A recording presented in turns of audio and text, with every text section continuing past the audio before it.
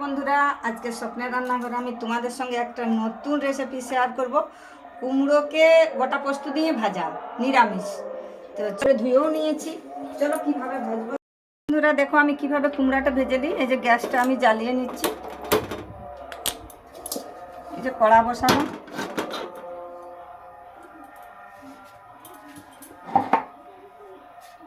তো এই যে দেখতে পাচ্ছি বন্ধুরা, কড়াতে গরম হয়ে গেছে কড়া।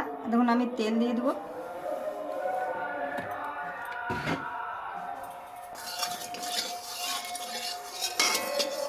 এখন আমার কড়া গরম হয়নি, কড়া গরম হোক। দেখতে পাচ্ছি বন্ধুরা, কড়াইয়ে তেল গরম হয়ে গেছে। এখন আমি প্রথমে দিয়ে দেবো দু চার দানা মতন একটু চিনি।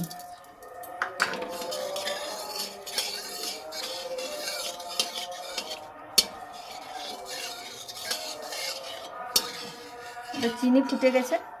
আমি দিয়ে দেবো একটা তেজপাতা, আর দিয়ে দেবো একটা শুকনো লঙ্কা, আর দিয়ে দেবো আমি 5 ফোড়ন।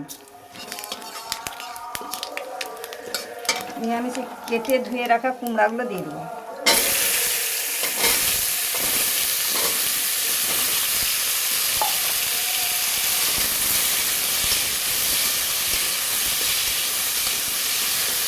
দিয়ে দেবো আমি একটু নুন, পরিমাণ মতো নুন।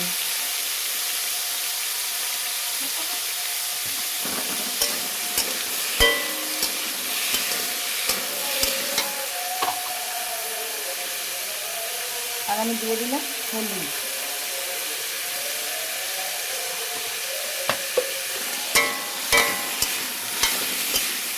এটাকে ভালোভাবে আমি নাড়াচাড়া করে নেব।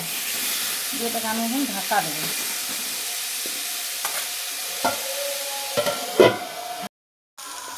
তো এই যে দেখতেই পাচ্ছি বন্ধুরা, কুমড়াটা খুব সুন্দর ভাজা হয়ে গেছে। তো এখন আমি এই কুমড়াটাকে দিয়ে দেবো। এর আগের দিন আমি একটু নিরামিষ মশলা ভেজে রেখেছিলাম, সেই নিরামিষ মশলাটা একটু উপর থেকে ছড়িয়ে দেবো। এটাতে আছে 5 ফোড়ন, তেজপাতা, শুকনো লঙ্কা আর গোলমরিচ। ওই মশলাটা একটু আমি উপর থেকে একটু ছড়িয়ে দেবো। আর দিয়ে দেবো আমি গোটা পোস্ত। এই যে গোটা পোস্ত উপর থেকে এটা আমি ছড়িয়ে দেবো। দিয়ে এটাকে আমি ভালোভাবে নাড়াচাড়া করে নেব। তো দেখতে পাচ্ছি বন্ধুরা, কী সুন্দর কুমড়াটা ভাজা হয়েছে।